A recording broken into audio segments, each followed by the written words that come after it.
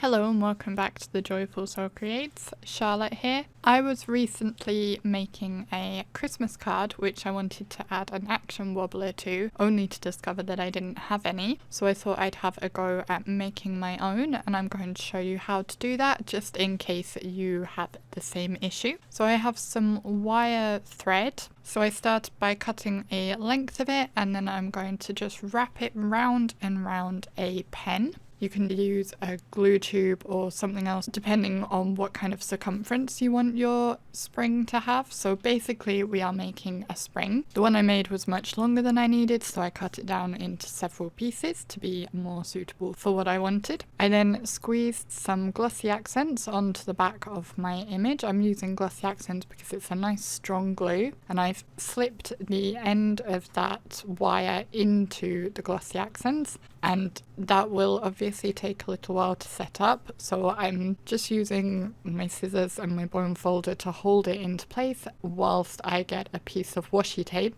and I'm going to use the washi tape over the top of that glue dollop just as a bit of extra adhesive to hold it in place. You could use any sort of tape you like here. A clear tape might work better because actually my washi tape does show behind my image when I shake it. I may end up changing that later. Alternatively, you could cut a little square of cardstock the same colour as your card base and use that with some adhesive on the back instead of the washi tape, and that will be a bit better disguised than this.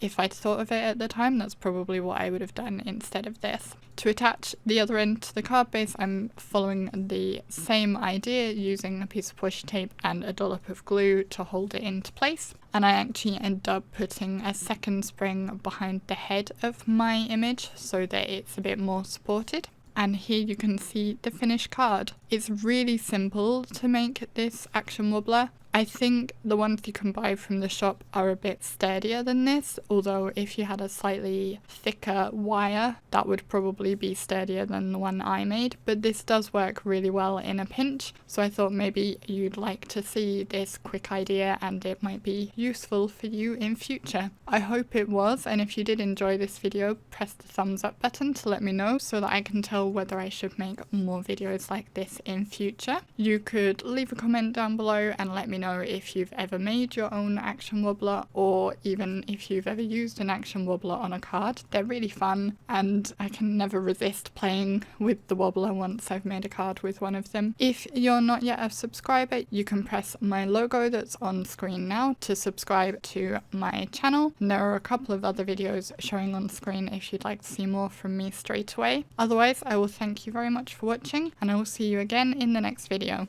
Bye!